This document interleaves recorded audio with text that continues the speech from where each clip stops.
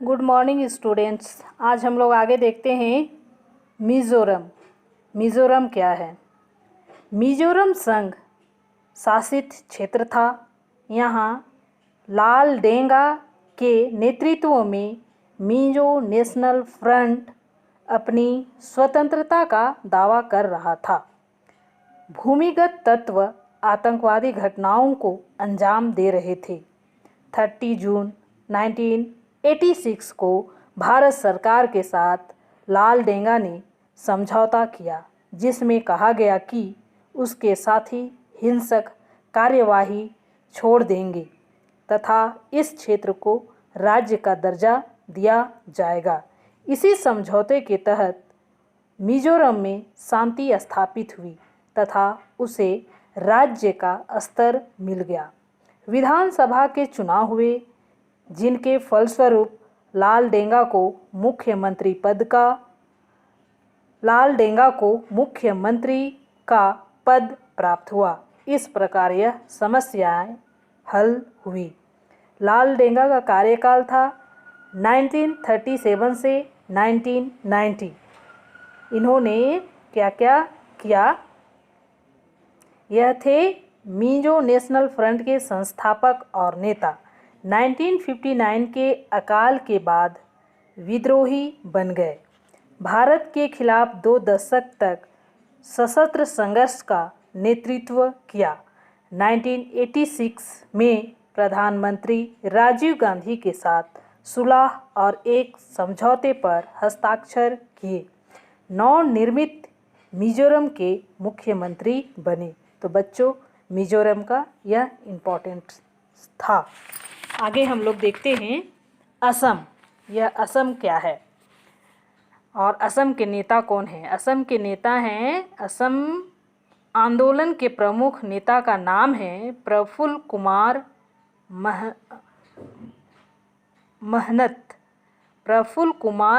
महनत।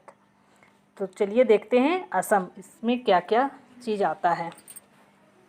असम की जातियाँ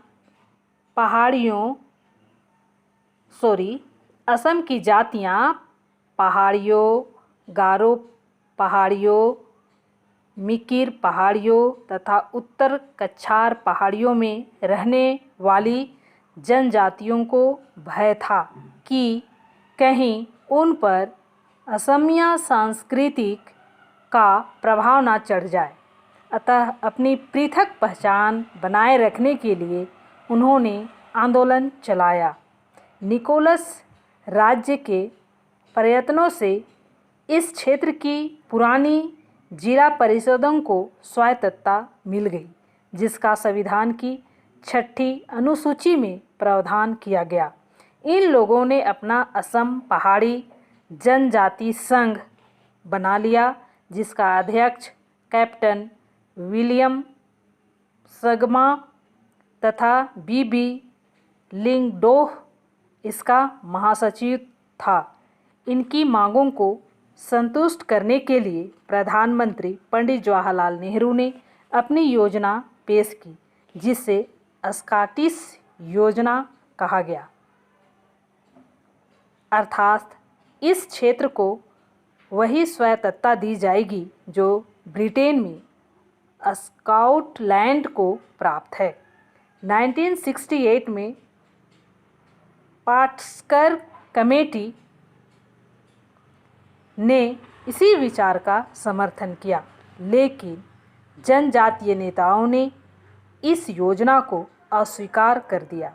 1969 में इस क्षेत्र को असम के भीतर उपराज्य का दर्जा दिया गया, लेकिन 1971 में उसे पूर्व राज्य का दर्जा मिल गया। इस प्रकार इस क्षेत्र की जनजातियों की समस्या का समाधान हुआ।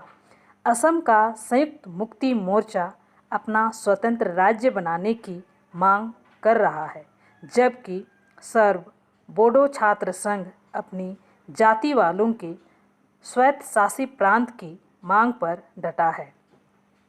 स्पष्ट है कि जबकि असम के संयुक्त मुक्ति मोर्चा की मांग को स्वीकार नहीं किया जा सकता, बोडो आंदोलन कार्यों के साथ समझौता किया जा सकता है। सन 1985 में राजीव गांधी व असम नेताओं के मध्य एक समझौता हुआ जिससे शांति कायम हो सकी तथा प्रफुल्ल कुमार महंत असम के मुख्यमंत्री बने, किंतु असम में अस्थायी शांति स्थापित न हो सकी। 1993 में भारत सरकार, असम सरकार व बोडो लोगों के बीच एक समझौता हुआ जिसके तहत बोडोलैंड स्वायत्त शासित परिषद बनी। 2003 के 92 संविधान के अनुसार संविधान की 8वीं अनुसूची में बोडो भाषा को स्थान दिया गया। यह समस्या काफ़ी हद तक सुलझ चुकी है। केवल इसी बिंदु पर विवाद बना हुआ है कि इस परिषद के क्षेत्राधिकार में असम के कितने गांवों को शामिल किया जाए, उसको किस हद तक स्वायत्तता प्रदान की जाए। उल्फा की भूमिका चिंता का विषय है क्योंकि यह राष्ट्र विरोधी आंदोलन है जिसे गुप्त रूप से चीन व म्यांमार से सहायता मिल रही है। तो बच्चों, यह था असम। आगे हम लोग देखते हैं अरुणाचल प्रदेश। असम के उत्तर में सुरक्षा की दृष्टि से अरुणाचल प्रदेश अत्यंत संवेदनशील क्षेत्र है। पहले इसे उत्तर पूर्वी सीमांत एजेंसी कहा जाता था।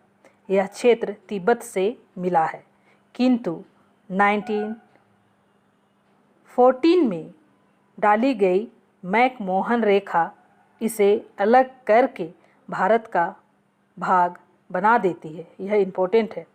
1959 में सीमा विवाद उठाकर इसे प्राप्त करने की मांग की और मैकमोहन रेखा को अमान्य ठहराया। बातचीत से कोई हल नहीं निकल सका। अक्टूबर 1962 में चीन ने भारत पर आक्रमण करके इसके कुछ भाग पर अवैध कब्जा कर लिया।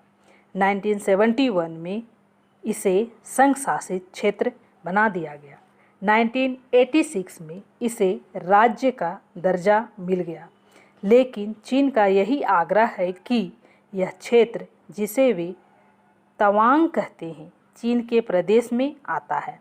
भारत इस आग्रह को स्वीकार नहीं कर सकता। तो बच्चों, यह था अरुणाचल प्रदेश। आज मैं आप लोगों को इतना ही बतला करके क्लास समाप्त करती हूँ। Thank you.